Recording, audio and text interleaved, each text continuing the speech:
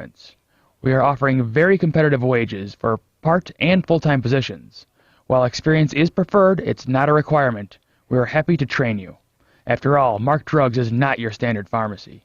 We're looking for motivated employees willing to learn new skills and looking to become dedicated healthcare professionals.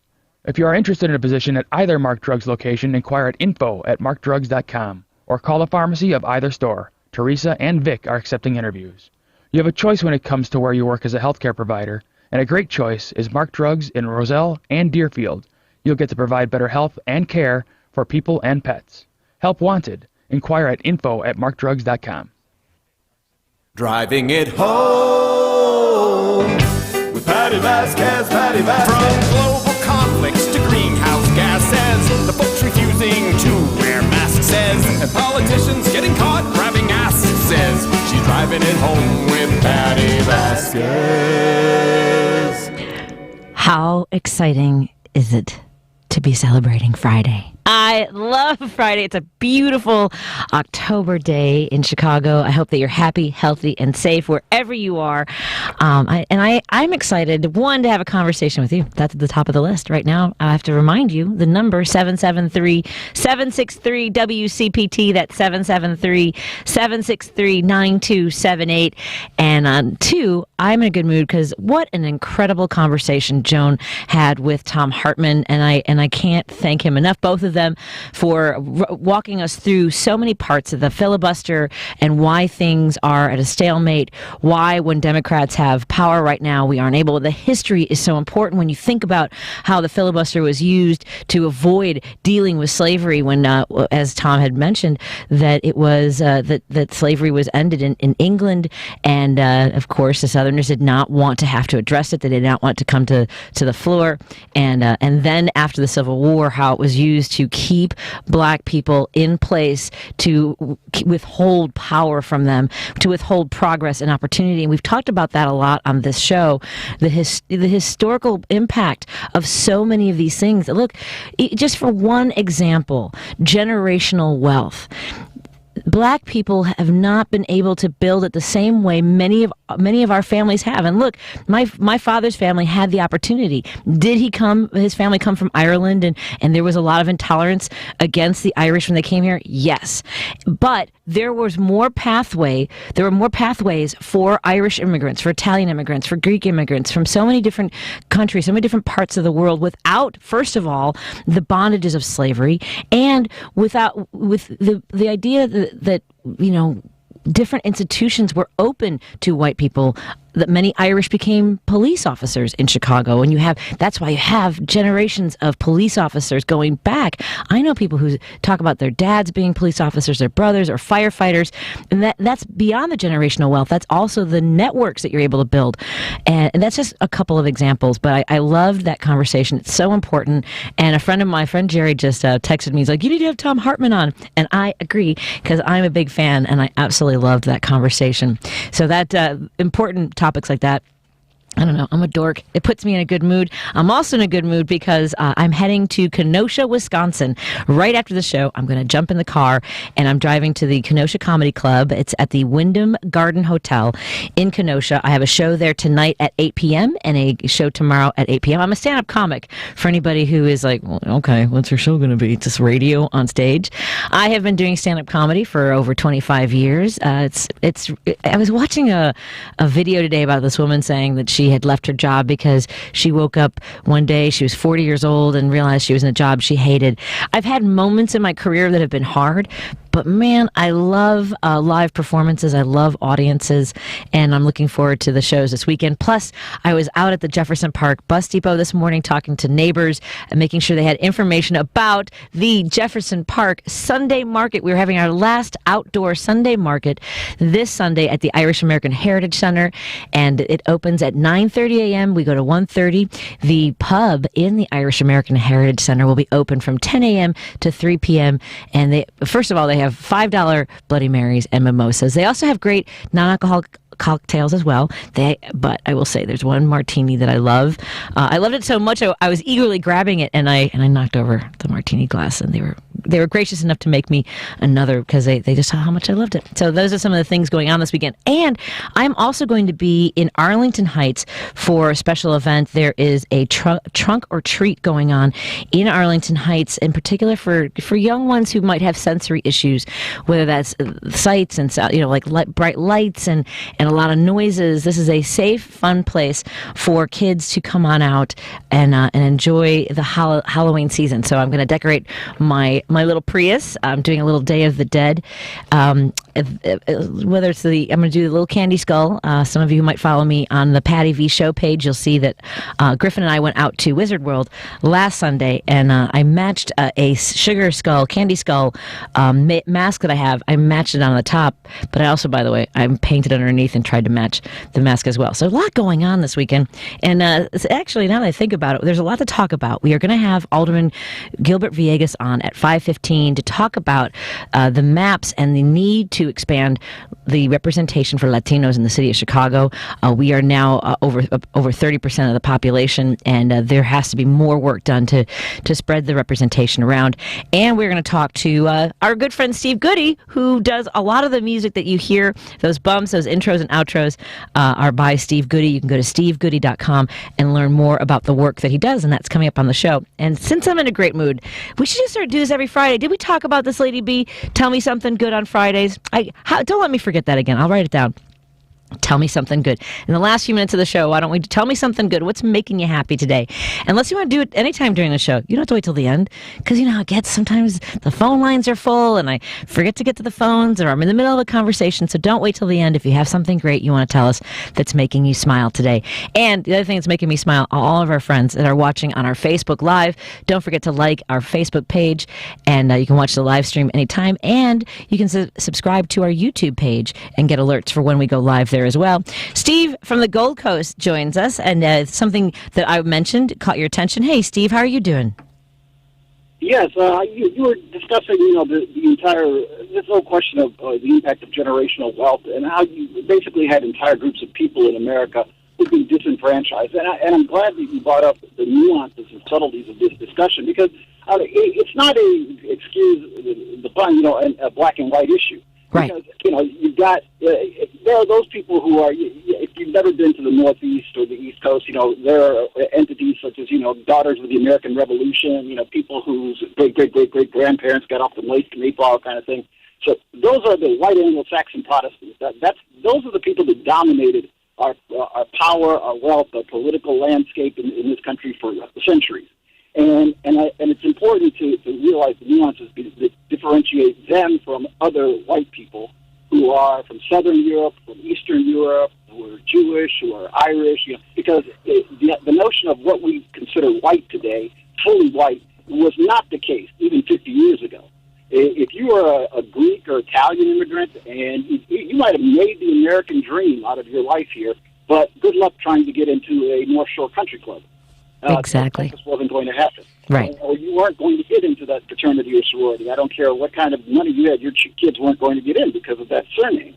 And there were also, so that is the history of America. But the difference, and I think it's the one that you alluded to, when it comes to African Americans, is that over time, there are all sorts of books that have been written about how the Irish became white, how Italians became white, Jewish people became, and on and on and on. But African Americans have never had that capacity in our society, because they are always the other. When you look at studies, Hispanics intermarry into the largest society within 2 generations. That's me. You can't see me on Facebook, but I'm pointing at myself. Yes, I'm Irish and Mexican. Exactly, and that's what happens. But for the African American community, they are this outlier for all sorts of reasons. That they've always been the other. And that's why I think, it's necessary to look at history, because, as Lyndon Johnson alluded to, with regard to affirmative action, we need to stop looking at this as if, we just started the race and we're all at the same point. No, I mean, a lot of people in this country have had a huge head start, and other people have been disadvantaged, literally. Yes. Trying to win the race in chains for centuries. And so when we have these discussions, it's important to have that context. And to say to someone, well, you're just magically supposed to know everything, when you're setting out to get an education, despite the fact that no one in your family has ever seen the inside of a university. Right. somebody who's fourth generation Harvard. You know, there's a difference between how those two families are going to prepare you in terms of, you know, life and even if you're a marginal student. You know, George Bush did not end up with his educational credentials because he was a great mind. You know, let's face it, George Bush got to where he was because he was a Bush. Correct. He managed to get into places just like I'm sorry, I'm trying to do two things at once apart. But just like the Trumps and just like his son-in-law and just like so many other people, if you have enough money, you can buy your way in to our institutions. But for everyone else, you know, it's a crawl. And again, for African Americans, it's been particularly problematic. And so going forward, I wish we had a public policy that recognizes that context. But instead, we're of the belief that, we should all just be colorblind and just start the system as if, you know, we're all on the same page. We're not on the same page. And we're not starting from scratch. We're not starting. You're absolutely right. Yep. And that's what I wanted to add to the discussion, because I think it's a very important topic. But as I said, you know, when the Republicans, the conservatives in this country, when we have had this discussion, they want to offer up this notion, this false notion of what Dr. King or others were advocating for, a colorblind society, which in their mind means everybody starts from where they are. Right. So wait a minute, not all of us are starting at the same place. So stop saying that we should just be colorblind. We weren't colorblind for centuries with regard to how we treated different groups in this society, but now you want to just start everybody at the same place, but despite the fact that the person next to you has 10 times as much wealth and is third or fourth generation such and such Ivy League education, and their parents know everybody, who's anybody in corporate America and Fortune 500 companies, blah, blah, blah. So, you know, I love the fact that they've tried to attempted to co-opt this narrative about an egalitarian society. Their idea of egalitarian is, well, we're ahead of everybody else, so just kind of forget that, and the race starts now. Right. Well, wait a minute. It's not exactly fair. Right. It's disingenuous to say any of. I agree with you. It is an important conversation, and we'll continue to have it. I've talked a lot, just even if we talk about Chicago and how we choked off opportunity there for decades. But people, like you said, they want as though we're starting from square one together, and we are not. Steve, I got to run to the break and pick up a conversation with Alderman Villegas. Speaking of trying to, you know, we're basically all playing catch up, and we want to talk about the ward maps when it comes to the Latino population. Have a great weekend, Steve, and we'll talk to you again soon. Let's take a break here, and when we come back, we'll have Alderman Villegas on the line. Let us know what's on your mind. 773-763-WCPT. That's 773-763-9278. You're listening to WCPT 820. We're driving it home, and I'm your host, Patti Vasquez. If you're looking to purchase a new home, you need to call Team Hochberg, your trusted local lender. Dahlia, 27, nurse, wanted to purchase a home. Dahlia talked with an online lender who did not answer her questions, so she called her mom for advice. Dahlia's mom recommended she contact the only lender she trusted to help her daughter finance her first home, Team Hochberg. We answered Dahlia's questions, held her hand throughout the process, and secured the mortgage on her first home. Let's review. Dahlia consulted with an online lender who didn't answer her questions. Then, based upon her mom's recommendation, called Team Hochberg, and we helped Dahlia secure the mortgage on her new home. Team Hochberg has helped thousands of radio listeners' kids secure mortgages on their new home purchases, like we helped Dahlia, but we can't help if you don't call 855-56-DAVID or visit 56david.com. That number again is 855-563-2843 or visit 56david.com. Homeside Financial, Equal Housing Lender, NMLS 1124061. Hi everyone, Tooth 19 here. Did you ever wonder why in a world as advanced as ours, where common man can travel to space and back, why we can't provide an easier way to do dentistry? I wonder all the time. I would love to have a dental appointment that's fast, no noise, no anxiety, no gagging, and no bad tasting stuff. Well, the staff at Total Dentistry told me that's possible with sedation dentistry. It's a calm, relaxed way to get treatment. So those worries, like gagging or anxiety, become minimized by the sedation. And for those with busy lifestyles where 4 to 5 appointments isn't practical, one-day dentistry with sedation is the perfect solution. I wonder if Dr. Pelican Total Dentistry will be our first floating dental office in space. Total Dentistry, a general dental practice like no other. Call 847-358-2477 for your free sedation consultation today. 847-358-2477. 1, 2, 3, 4. Delta spawn. Damn, we thought this crap was gone. Could it be we're heading back to quarantine? Now the governors of red states have gone and outlawed mask mandates. Seems to me the GOP wants us to die, including kids. I'm sure glad I got my full vaccine. That's Steve Goodie coming up after 5:30, and you can give us a call anytime during the show, especially right now if you have any questions about the remapping of wards in the city of Chicago. On the line with us is 36th Ward Alderman Gilbert Villegas. Good afternoon, Alderman. How are you doing today? Hey, good afternoon. How you doing? I'm doing. I guess it's evening now. I lose track. It's such a beautiful day. Yeah. Good evening, sir. A lot going on. I know there's so many things going on in City Hall. I don't know how you focus, but today's news is that the headlines are all pitting the Latino caucus against the Black caucus. I mean, and I know that there are a lot of battles going on. I know this happens at the state level. In Illinois, we have a fairly diverse population, but in Chicago, we have 30% Latino, 30% white, less than 30% Black. The Asian population is growing. We need to reimagine the maps, redraw the maps now so that people have fair representation. Tell us why it's so important for the Latino caucus to have a presence that is more meaningful than it has been in the past. Yeah, so with the redistricting process, we've been very consistent on a message on how we envision the reapportionment of the wards that occur every 10 years. So we've been following the data, the Voting Rights Act, and really listening to citizens of Chicago as to what they envision the next 10 years are going to look like.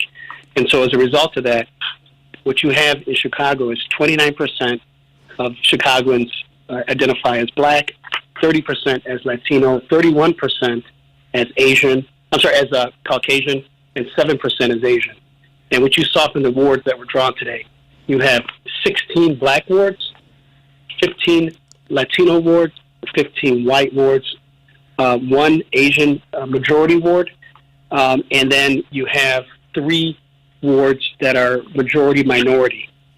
So it's really a snapshot of Chicago's population, and we think that this is a good map that really reflects and captures what the intent of the data is, as well as the Voting Rights Act, and listening to what the people have said throughout this process.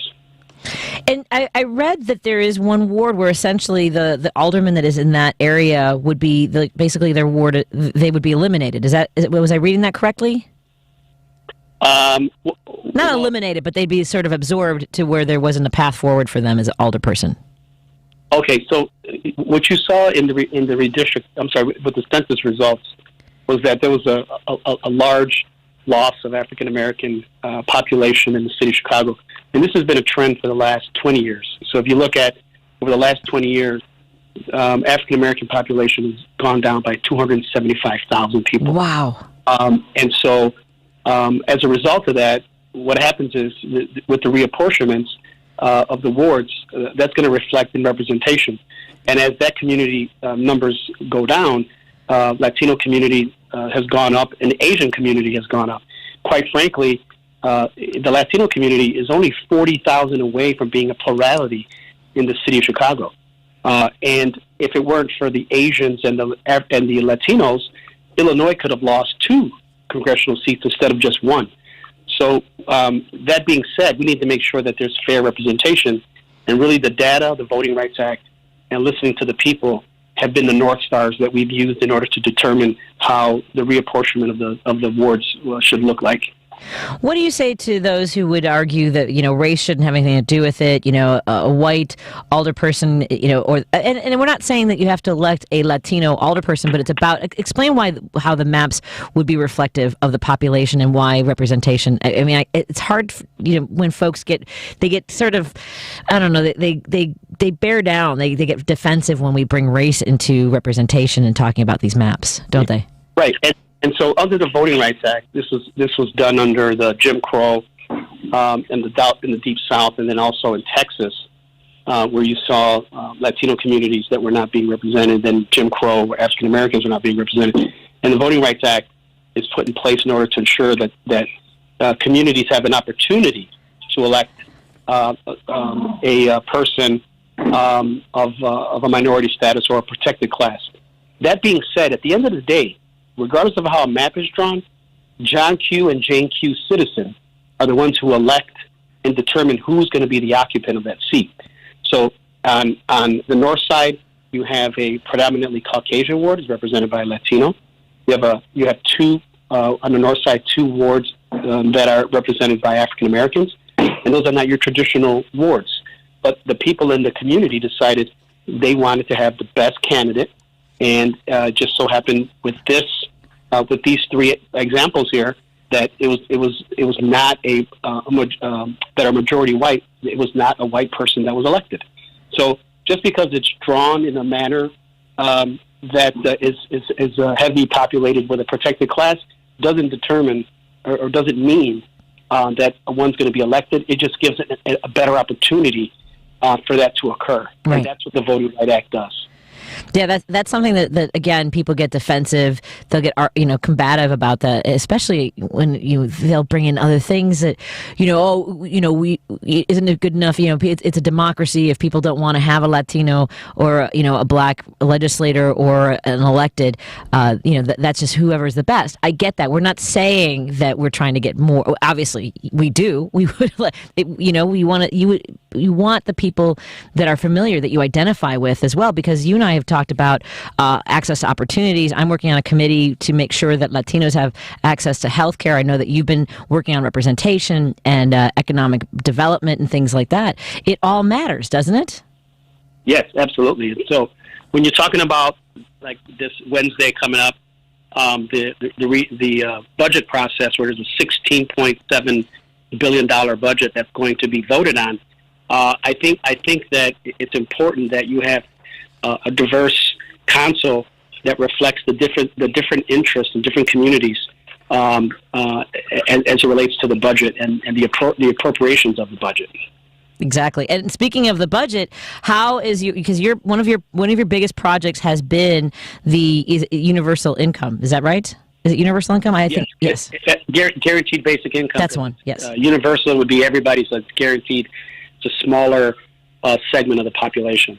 So how is that coming? I know that I heard an alderperson on another radio show, because sometimes I dabble and listen to other shows because I want to see what people are talking about. And I heard some resistance. I heard another alderperson say that they were against it and they were hoping that the mayor would remove that from the budget. How is it looking? It looks, if today was any indication, it looks like it's going to be part of the budget and would make it the largest guaranteed basic income pilot in the country. And this comes at a time where people are still recovering from the pandemic, and we're talking about an additional $6,000 a year, $500 a month to a family that would allow them to, not have to make these difficult choices around getting employment, a second job, maybe not having the ability to afford childcare, little things that we take for granted. This little bit of extra money allows for people to continue to work with dignity and making sure that they're able to make ends meet. And when the budget, how many alder people do you need to have vote the budget through? That happens next Wednesday, is that right? Yes, next Wednesday. It really, you just need 26. It's a simple majority of aldermen. And, wow. And today, today we received, I think, north of 20. So, and committees the committee is smaller than the overall body. So, given the turnout today, I would suspect that it's going to pass probably in the 30s, high 30s. That's exciting. I think it's amazing. I think that we need more of this. We need more of a pilot programs showing what is possible, because so many people talk about what's impossible in these situations. Would that be an accurate portrayal? Yeah, I think here it's easy to talk against something like this where it appears that we're giving out money, but in the city of Chicago, this is the third largest city and probably in the top 10 most expensive cities, and we've done our part as a body to try to increase minimum wage, and so we're at $15 an hour now. But as the city continues to, as the properties within the city continue to go up, and property taxes get to go up, then it gets passed through in rent, and so people are trying to make ends meet, and this type of assistance helps them bridge the gap until they're able to get better employment opportunities. So I think these are not easy things to do, but things that are necessary. Yes. And these types of investments help because I'm a product of it. One of them. I know you told an amazing story, and I'm so grateful to have someone like you who from their experience, and that's what we need in office, are people who have life experiences that can come to the table and say, here's what's possible, here's what we need to do. And I know there's a lot going on, and I've taken up some of your time today, and I'm grateful that you were able to jump on last minute. I want to make sure people know that if you want to learn more about the 36th Ward in Alderman Villegas, you can go to 36thward.org and follow him on Facebook.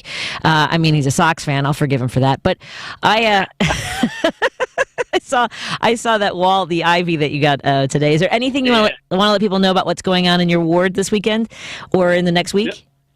Yeah, well, I think right now nothing much going on except business as usual. But we'll be having a trunk or treat event coming up at the 25th Police District.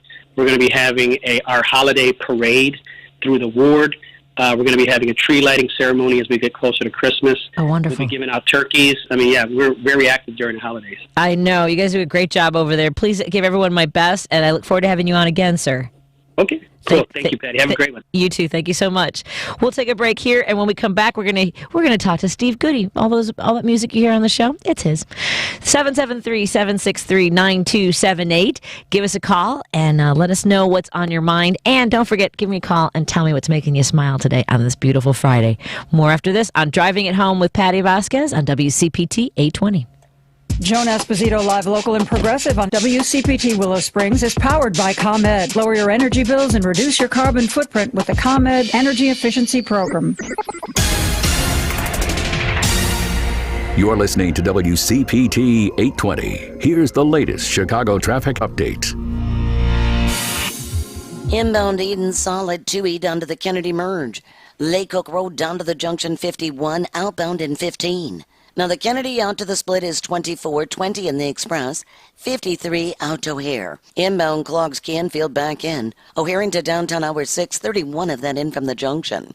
Ike outbound 49 minutes from the Circle to 390, bumper to bumper from California to 25th Avenue. Back inbound from 390 at an hour and 10. Heavy from York Road to Austin. Stevenson either way 45 minutes between 355 and DuSable Lakeshore Drive. Now on the outbound side of the Dan Ryan, locked up from 35th all the way out to the split, downtown out to 95th and 33, inbound at 18, and bumper to bumper from 31st on into the burn. That's traffic. I'm Mary DeBadges. Panera believes in saying yes to the good things. Yes to mac and cheese. Yes to topping it with cheesy Parmesan crisps. And yes to putting it all on a sandwich. The new grilled mac and cheese sandwich. Get $1 delivery when you order on the app. Panera. Live your yes. Restrictions apply. 18. That's how many cars we currently have on the lot, 18. This is TJ from McCarthy Ford, and you've probably heard about the crazy shortages that car dealers are facing, and all because of a semiconductor chip the size of a quarter. Tens of thousands of vehicles are languishing in factory parking lots just waiting for that tiny chip. Just one more example of how COVID-19 has impacted our daily lives, even in a post-vaccine world. It seems that cars, trucks, SUVs aren't the only thing reliant on those chips. Laptops, notebooks, cell phones, everything we use every day relies on silicon-based semiconductor chips, and there's a backup never before seen. So what does this all mean for us? We need your used vehicles urgently. What does this mean for you? We're paying top dollar, and we're making quick deals. Stop by our store at the corner of 115th and Pulaski Road, and we'll do a quick evaluation of your vehicle, and you might leave with a hefty check in your pocket. Please call 773-239-7900 today. McCarthy Ford wants your car. This is WCPT 820, where facts matter.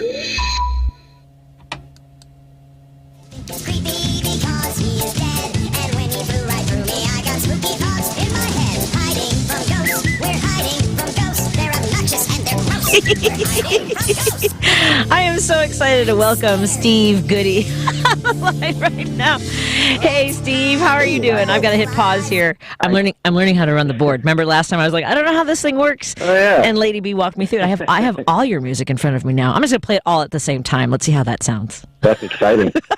Go for it. Steve Goodie. It happens, nobody understands it, and that sounds like a plot. Oh, I love your music. Just makes me giddy. I've been asking folks to call us with what makes them happy, what makes them smile, and your music and our shows that we do every Thursday definitely make me smile. The virtual live comedy show. You know me. Sometimes I get tongue tied. I talk too fast. Like that. It's something like that. You're fine. I'm fine. Every Thursday night, Steve Goodie and Brad Tassel have a virtual live comedy show. And this weekend, you have a Halloween special. Tell us about this great show. This Saturday, we're doing a live performance online of Vampires Ball Ultimate Halloween Party at 7 o'clock Central. Everybody's invited, no charge. We just want to have a little early Halloween festivity the weekend before Halloween because we're doing an actual real live show on actual Halloween, so it won't be available to do it online that night. That's the thing you can. Yeah, go ahead. I'm sorry. You can find it at www.ultimatehalloweenparty.com. I wish we had a piece of music to remind people that it's ultimatehalloweenparty.com. It would be so great if we had a piece of music. Let's see. Is it the one you just sent me? Hold on a second. I have to move all the buttons. Yeah. It's the one you just sent me? All right, hold on a second. I can get it. I can get to it. Watch. It's going to be magical. Maybe she can do it. Maybe we can do it. It's a lot of pressure for me. Hold on a second. You just sent it, so I have it down at the bottom. Let's see what I can do here. UltimateHalloweenParty.com. You did it. That's fantastic. All 8 seconds of it. All 8 seconds of it. And the whole album is available too. How can folks download the entire album? Same website, ultimatehalloweenparty.com. The CD in either physical form or downloadable form is available there. Excellent. And what would you say is your favorite on this album? Not that I can. My favorite song, I think, is Parts for Frankenstein, in which the doctor and his trusty assistant Igor, played by me, dig up body parts in the graveyard and then take them back to the lab and try to assemble a person. And results are interesting. I would imagine. You guys really have done a beautiful job with all the different imagery and the fun of it, the mirth of it. Halloween is one of my favorites, and not better than Christmas or Thanksgiving. Just I love the magic of it. I do love the spookiness of it. What drew you guys to collaborate on Halloween like this? Well, it was Brad's idea. He'd been writing spooky Halloween poems for quite some time. He would entertain his daughter and his daughter's friends, and then he also performs at school sometimes. He does anti-bullying programs and such. And he would sometimes incorporate those poems into his shows for the kids, and sometimes even for his shows for adults. And he came to me, I think it was like 3 years ago, and said, "We need to turn these poems into songs and make the best Halloween album ever." And I said, "You're right, we do." So we did. That's awesome. All right, Halsey, let me. Sorry, ended a little abruptly. No, I love it, but I also love the music. Here, let's play a little bit of this one. I got this right here. All right. 6 feet underground. We hunt for limbs and organs. Torches flicker and they shine. Ha ha ha! Pots for Frankenstein.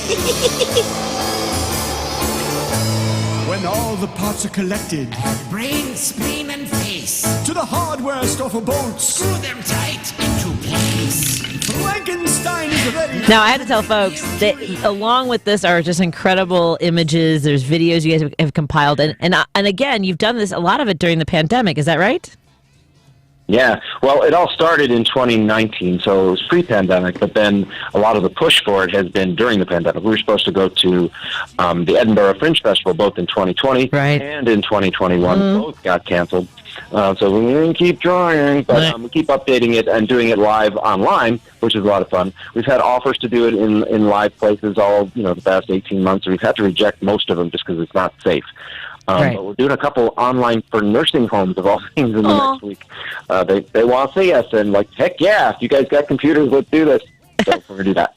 Well, to bring joy to folks who also want that magic and mystery and tap into it, because I've been watching a lot of classic movies. We actually watched the original Frankenstein, and we just watched Birds last night. Now my husband's freaking out because he thinks there are more birds than he's seen before.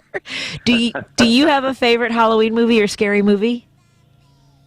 I think The Ghost of Mr. Chicken is probably my favorite with Don Knotts, because I remember seeing that as a kid, and that really did scare the poop out of me. And you watch it now, and it's so tame and silly. But it's fun to watch things that were incredibly scary when you're a kid as an adult and go, you were an idiot. Wow, Don Knotts in The Ghost of... I think I heard you mention that before.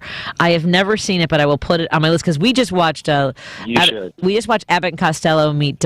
which one was it? It must be Frankenstein. Yes. Yeah. Oh my, so good.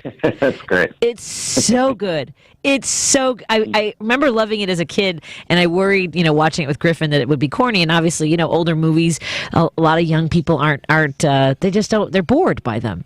But if you sit down and watch them, oh my gosh, so much fun. And you and your brother... know what's going to strike their fancy. You never know. But you and your brother also recorded a Who's on First, speaking of Abbott and Costello.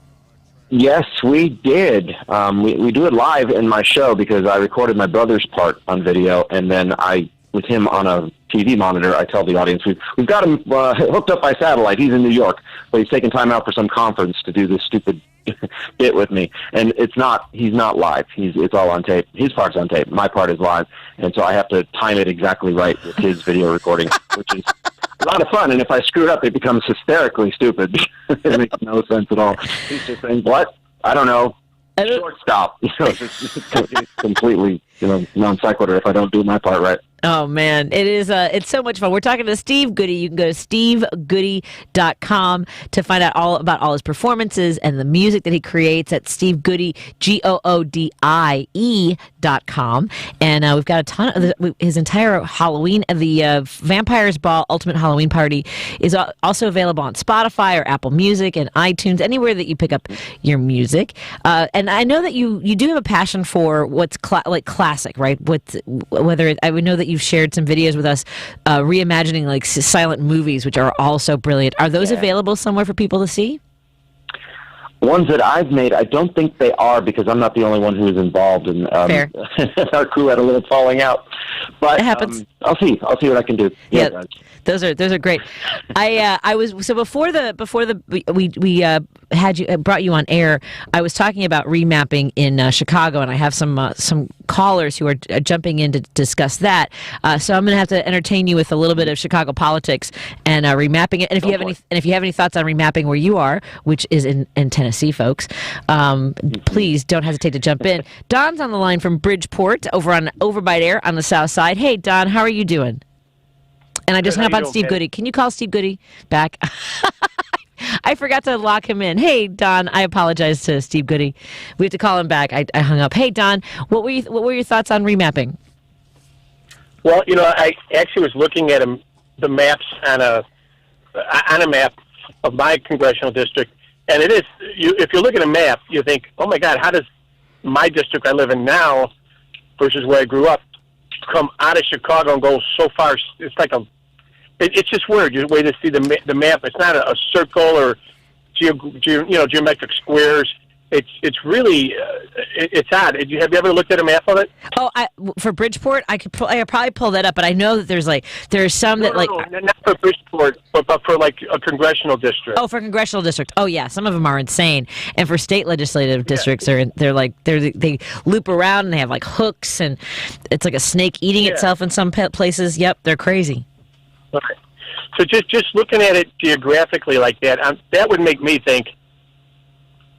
It's just so. That would make me think it's just not really done in a fair way or a good way. I don't know what the right way is, but I would think you go more by when you get a geographic area, usually economic areas. I think you can kind of put a circle around more evenly. Like a more wealthy area, right? Poor area, and I think if you did it that way, you'd have more equal representation by people in the area and their needs, their particular needs for that area, not so much by color. I mean, because I'm not going to vote for somebody by color anyway. I'm going to vote for somebody who's going to help my area or where I live, and I could care less who they are if they're going to help me in my area. So I would think it should be more based on economics and the economic state of a certain area, and draw the circles that way, and then they wouldn't look so weird where you have a straight line coming out of the southwest side of Chicago, then going all the way out to Joliet. Yeah, I think. Are you talking about the fourth? The fourth congressional looks like a horseshoe because it does wrap. It like circles around Chicago. It wraps around parts of Cook County. Is that the one? Is that fourth that you're talking about? I thought it was one, but I could be wrong. The congressional. I'm trying to get the back up on my phone while I'm talking. I know. It's so funny. This is the only time in our lives we really talk about these maps. I mean, there are bits like on John Oliver, or it comes up once in a while. But now that we're really, there's legal battles involved. There's obviously, different coalitions and caucuses that are fighting for their piece of the pie. And there is something to be said for, what you're talking about, whether it could be economic. And I do think that an independent, committee, and this is something that needs to be fixed nationwide, not just in the Chicagoland area, but because we have such a deep hold from the machine and corrupt politics, I think it's important to make sure that as much is done as possible to make sure we have representation, right? Yeah, I agree. I don't think any politician from Illinois should be involved in drawing the map. I think you could get an independent third party. We could get an independent.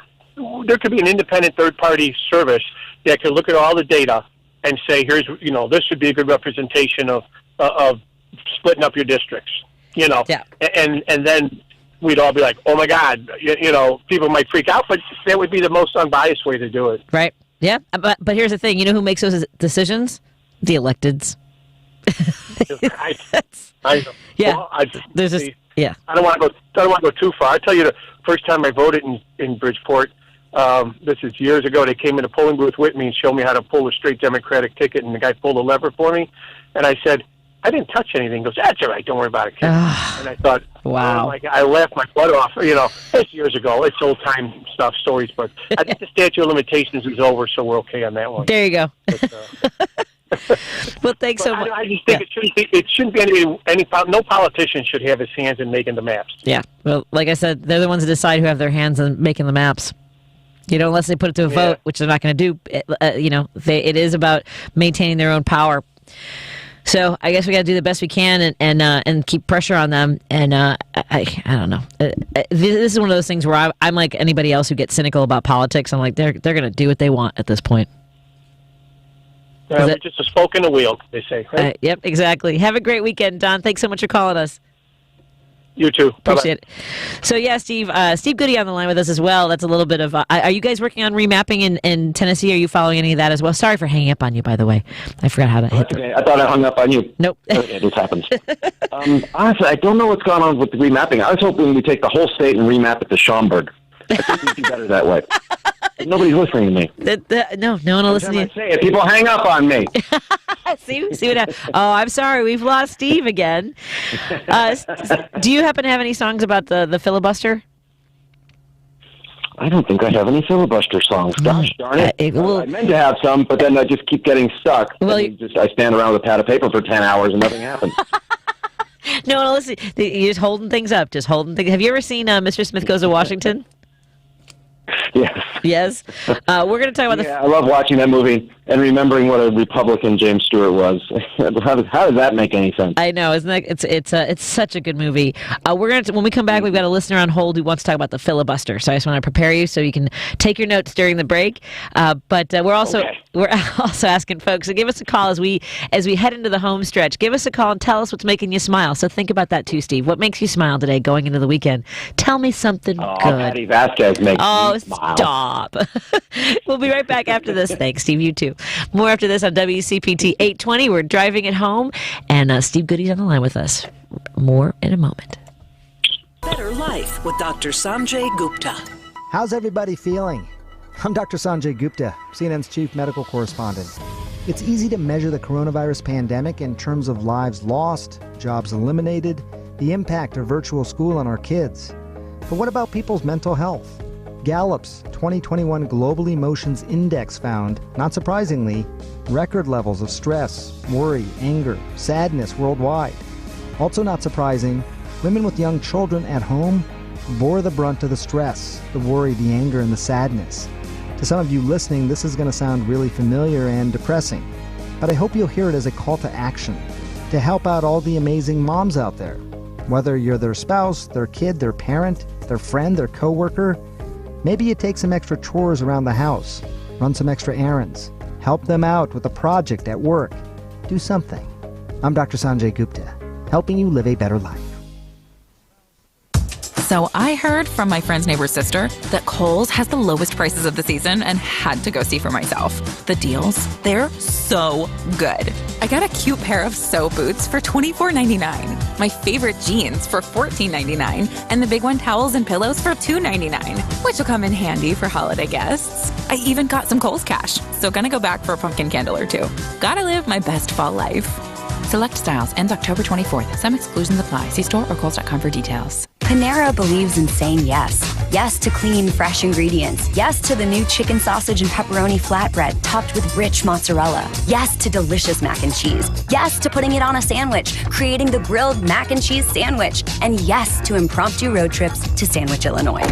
Because that's living life to the flavor fullest. Get $1 delivery when you order on our app. Panera. Live your yes.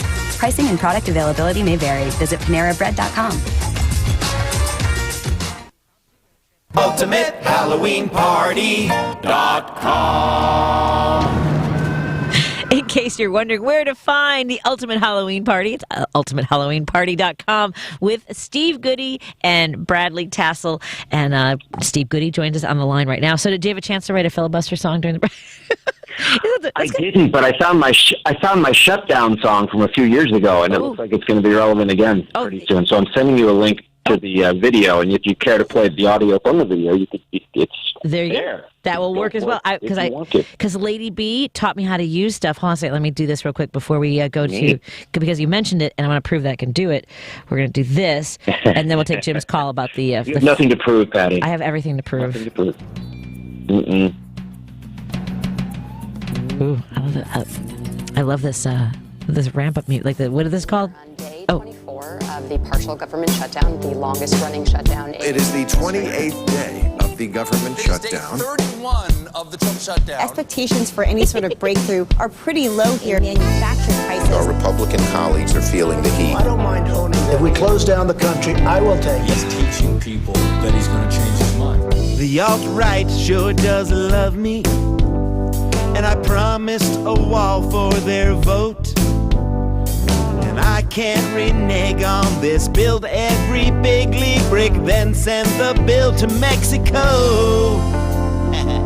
No? Well, never mind all the airports and tunnels where the bad hombres really come through. I need a monument with my huge name on it, then I'll get term number 2. I'm a big orange baby. Shut down. Go ahead and stick it to you. Shut down. Oh, what a great video. You can go to YouTube and find the shutdown 2019 version. It's Steve Goodie. Find him on YouTube. And who knows if we're going to have I don't know how they're going to resolve this, but I know that Jim wanted to talk about the filibuster. Hey, Jim, what's on your mind? Hi, Jerry. Hey. Hi, Jerry. How are you? Very well. I was just thinking about the scariest movie I ever saw was that Halloween, the original Halloween. It was really scary.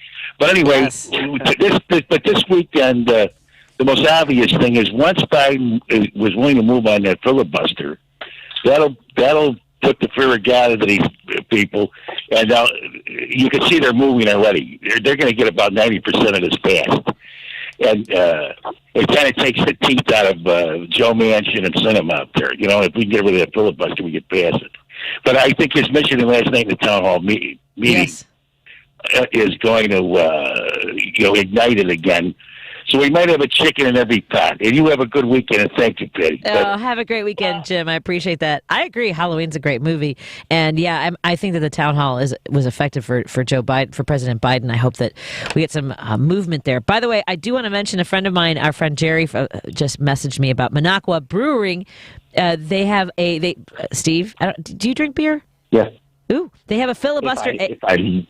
If you like beer. If it's really, really hot out, I'll drink a beer, yes. They have you don't have to say yes just to feel like you have to play along. It's okay. But I feel the peer pressure so much. I know. I try not to do that to you. So there's a brewery out of Wisconsin. Beer pressure. Beer pressure. There's a brewery out of Minocqua, Wisconsin. It's actually called Minocqua Brewing, and they do progressive beers, and they have a filibuster ale that's available now, and you look for that this weekend.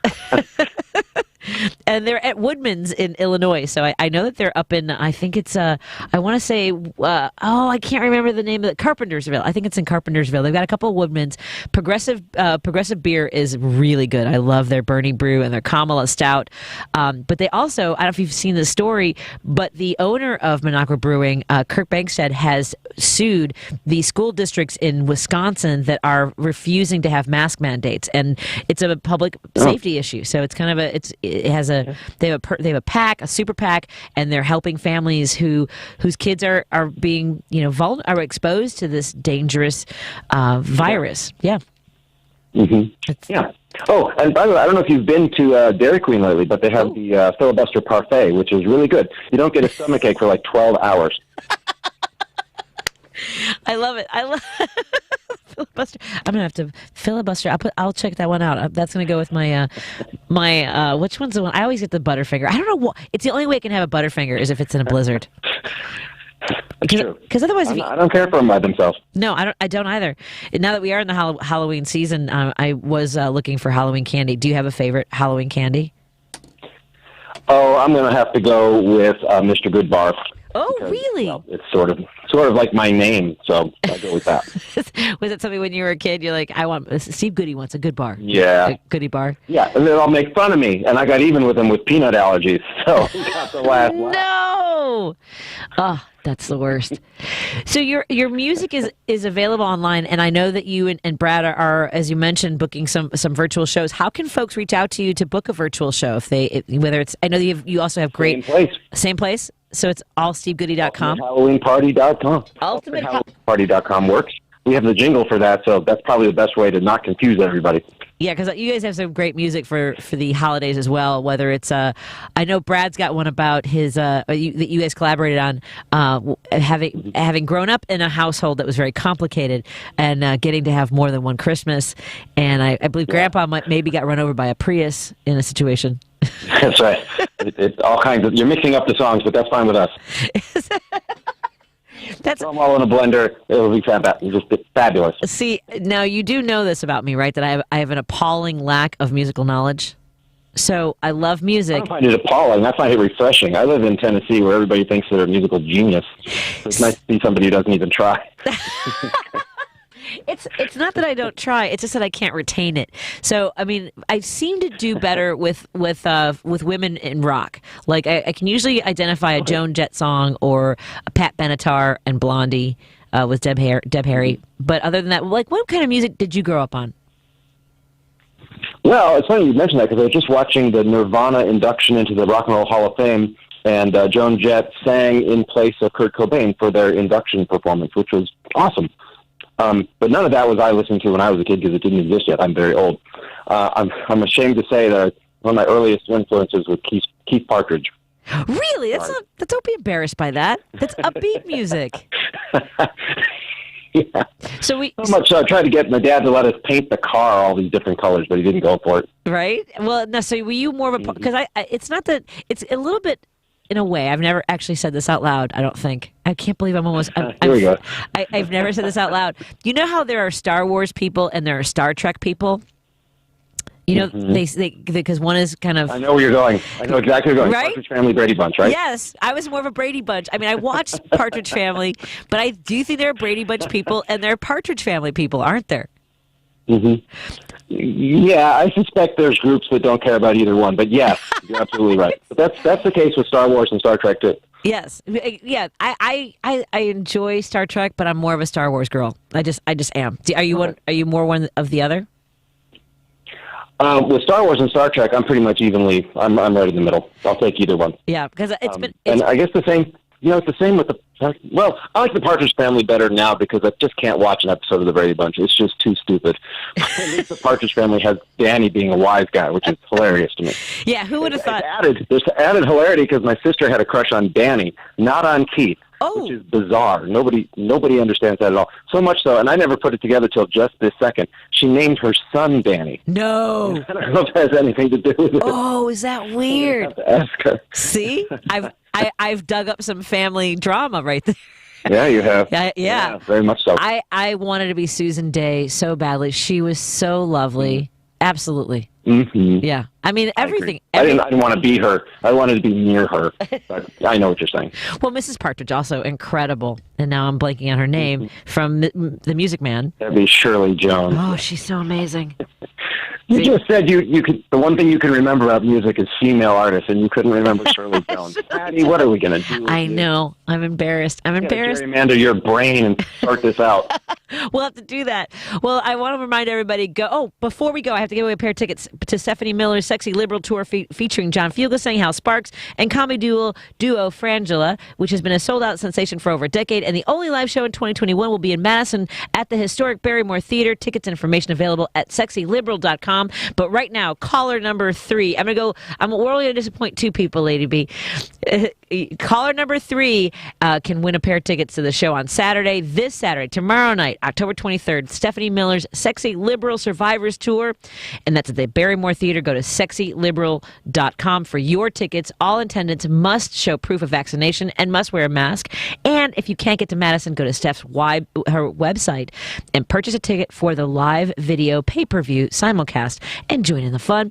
Contest running on WCPT 820 are open to listeners 18 or older and residents of the greater Chicagoland, Northwest Indiana area. 1 entry per person, 1 winner per household. Where you must void where prohibited by law. Listeners may only win or qualify to win once every 30 days. Complete rules are available on our website at WCPT.com by clicking the contest. See, Steve, I can do that without fast forwarding myself. That was amazing. And I'd like to point out all liberals are sexy. Every single one. Absolutely. Aren't we, though? And you can find out how sexy 2 of them are this weekend at the. Hold on a second. Let me play it again. Let me roll this up and let's play it again before we go. I want to make sure people remember where to watch this. Oh, where did it go? Come on, press the right button before we go. UltimateHalloweenParty.com. Get there to see the best Halloween show of the season. Steve, it was great catching up with you. Thank you for letting me play with all the buttons while you're patiently. Thank you, Patty. You did great. It's because I'm only as good as my guests, really. So it reflects on you. Whatever you say. Have a great weekend and have a great show tomorrow. I'll see you soon. I'll see you next Thursday. Thanks. Take care. Thank you. All right, everybody. Have a wonderful weekend. And I hope that if you get a chance, come see me in Kenosha. Hope you'll stick around for the Rick Unger Show. We've got to run because I'm super late. Sorry, everyone. Bye. Hello, fellow progressives. Attorney Tony Moret here. You've been hearing from me for a few months now, and I've been hearing from you. As an estate planning attorney, I get a lot of questions. Estate planning can be confusing and sometimes a little scary. It's my job to guide you through the maze of paperwork, offer you